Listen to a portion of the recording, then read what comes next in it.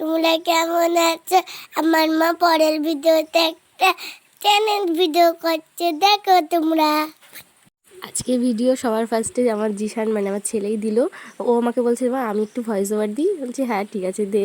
হ্যাঁ এবার হচ্ছে আমি আর কি বলবো, সকালবেলায় ফার্স্টে মানে আমার আজকে প্রচুর কাজ ছিল। মানে জামাইষষ্ঠীর পরের দিনের এটা ভিডিও, তো সবাইকে গুড মর্নিং। সকালবেলার ভিডিওটা এটা।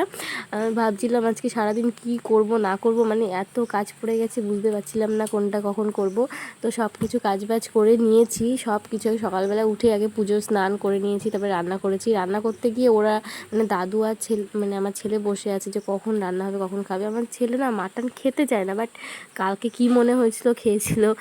এবার আমাদের না নিমন্ত্রণ বলেছিলাম না, আমার মামা শ্বশুরবাড়ির পাশেই, তো ওখানে আমাদের নিমন্ত্রণ আছে। মানে আমার বন্ধুর মেয়ের আজকে বার্থডে, সেখানেও নিমন্ত্রণ আছে। যে কোথায় খাবো আমি নিজেও জানি না। তো পার্লারে যেহেতু একজন আসবে, তো তাড়াতাড়ি করে রান্না বান্না করে সব কিছু সেরে সুরে চলে গেছিলাম পার্লারে। তো পার্লারে গিয়ে সব কিছু জল ঠল দিয়ে ঠাকুরকে ধূপ দিয়ে, এবার আমার না কি একটা অসুবিধা কী বলো তো, আমার পার্লারে না জলের কোনো ব্যবস্থা নেই, বেসিং নেই, তারপরে মোটরও বসানোর মানে অপশান নেই, কোনো কল বসাবো কোথায় আমি জানি না, খুবই টেনশানে আছি। এবার পাশে মেনলি কী বলো তো, ভগবান তাও মানে একটু আমার পাশে থাকে সবসময়, একটু থাকে বেশি থাকে না। তো হচ্ছে ওই পাশে সজলধারা আছে, ওখান থেকে আমি হচ্ছে জল নিয়ে আসি। যেহেতু হেয়ার স্পা কালার ফেসিয়াল ছিল, জল তো অবশ্যই আমার লাগবেই। এটা আমার মানে অনেকটা বারবার গিয়ে টেনে টেনে আনতে হচ্ছিলো, প্রচণ্ড কষ্ট হয়ে গেছে আমার। তারপরে না এই কাজগুলো করার পরে আমি চলে গেছিলাম আমার শ্বশুরবাড়িতে খেয়ে দিয়ে আমি তারপরে চলে গেছিলাম কৃষ্ণনগরে। বা কী বলো তো, মামা শ্বশুরবাড়ি গিয়ে না ওই ভিডিওটা আমার আর করা হয়নি, যেহেতু হুটোপাটা করে তাড়াতাড়ি করে চলে গেছি, ওই ভিডিও ক্লিপটা আমি আর নিতে পারিনি।